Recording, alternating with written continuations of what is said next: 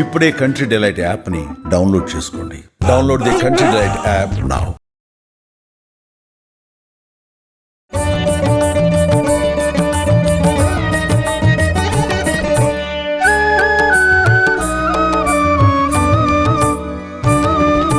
నమస్తే అమ్మా.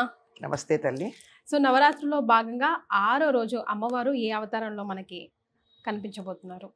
లలితా త్రిపుర సుందరి అనేటటువంటి రూపంలో కనపడుతూ ఉంటారు. 24 అవర్స్ మీ నోట్లో మీ నాలుకలో నానేదమ్మ, అది మాత్రం నిజం, అందులో ఎటువంటి సందేహం లేదు. లలితా పరమేశ్వరి, రాజరాజేశ్వరి, పరాభట్టారిక అనేటటువంటి ఆవిడే అన్ని రూపాల్లో కనపడేటటువంటిది ఆవిడగానే చెప్తారు. ముఖ్యంగా ఈ విజయవాడలో కనకదుర్గాదేవి అవతారాల్లో 6వ నాడు లలితా అవతారం ధరింపచేయడం జరిగింది ఈ సంవత్సరం. కానీ ప్రతి సంవత్సరం 5వ రోజు వస్తుంది, లలితా పంచమి అంటారు. ఇక్కడి నుంచి మొదలుపెట్టి 7 రోజులు 5 రోజులు పూజ చేసుకునేటటువంటి వాళ్ళు ఉన్నారు. అంటే అన్ని రోజులు చేయడానికి వీలు కాని వాళ్ళకి ఇప్పటి నుంచి పంచమి నుంచి మొదలుపెట్టి ఈ సంవత్సరం మాత్రం ఆ తిథిద్వయం రావడం వల్ల ఇవాళ షష్ఠితో కూడా కలిసి ఉంది. ఈరోజు లలితాదేవిని ఆరాధించడం అంటే మధ్య భాగంలో వచ్చిందనమాట, ప్రధానంగా ఉండేది. ఈ అమ్మవారు ఈ త్రిపురాత్రయంలో ప్రధానమైనటువంటి దేవతగా, అందులోనూ షోడశాక్షరి మంత్ర అధిష్టాన దేవతగా చెప్తారు.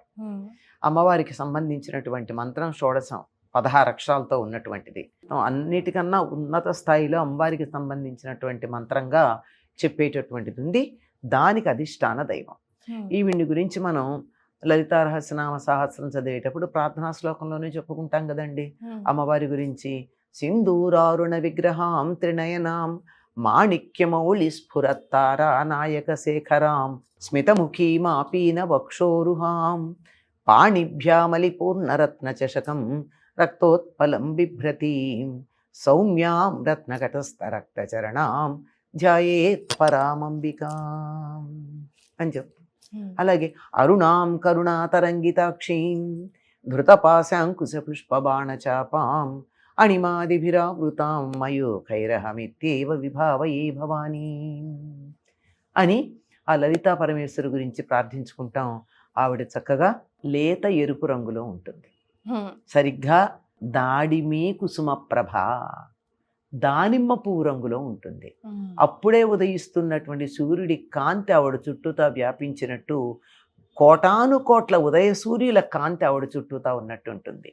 పైగా ఆవిడ సర్వారుణ, అన్ని ఆవిడ ధరించిన ఆభరణాలు కానీ వస్త్రాలు కానీ నగలలో ఉండేటటువంటివి కానీ అన్నీ కూడా ఎరుపువే. కురువింద మణిశ్రేణి కనత్కోటీర మండిత, కురువింద మణులతో కోటీరం కూడా అంటే కలికితురాయి కిరీటం పైన ఉండేది.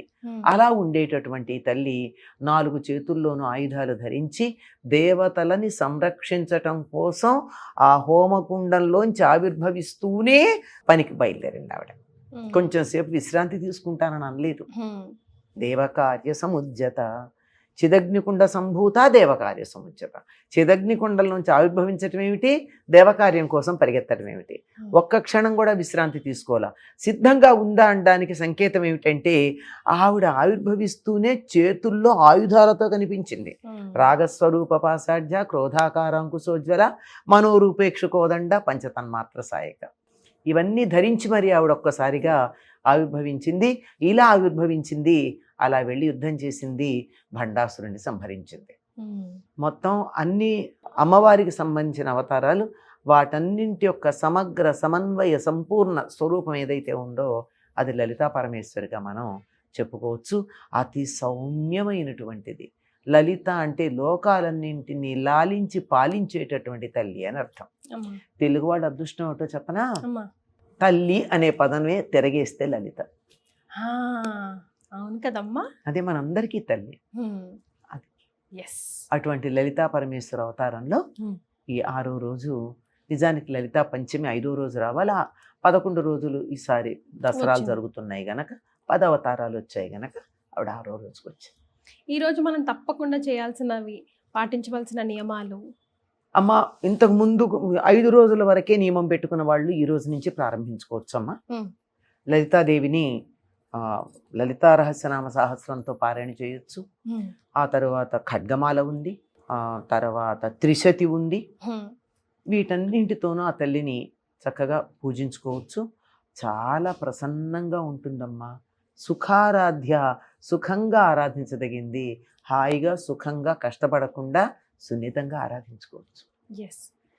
అయితే చేయకూడని పనులు ఈ రోజు మనకు తెలిసి తెలియకుండా ఫ్లోలో చేస్తూ ఉంటాం కదమ్మా. పూజలు అనగానే కొంచెం భక్తి ఓవర్గా అయిపోయి చేస్తూ ఉంటాం కదా. భక్తి కొంచెం వికటిస్తూ, హ, అంటే అలా వాళ్ళు మీరు- పాపం వికటించింది అనుకోరు. అతి అతి ప్రేమ. సర్వత్ర వర్జయేత్ అని చెప్పినట్టు ఇక్కడ కూడా కొంచెం అతిని తగ్గించవచ్చు.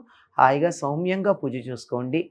ఎన్నిసార్లు వీలైతే అన్నిసార్లు లలితా రహస్యనామ సహస్రం పారాయణ చేసుకోవచ్చు. స్తోత్ర పారాయణ చేయొచ్చు అందరూ. హ్మ్, నామాలతో చేయాలంటే దానికి కొన్ని నియమాలు ఉంటాయి, చాలా నియమాలు పాటించాలి. హ్మ్, దాని ముందు ఓంకారం కానీ, ఓం ఐం హ్రీం శ్రీం అని బీజాక్షరాలు కానీ పెట్టి తర్వాత నమః అని పెట్టి చెయ్యాలి అంటే దానికి చాలా నియమాలు ఉంటాయి.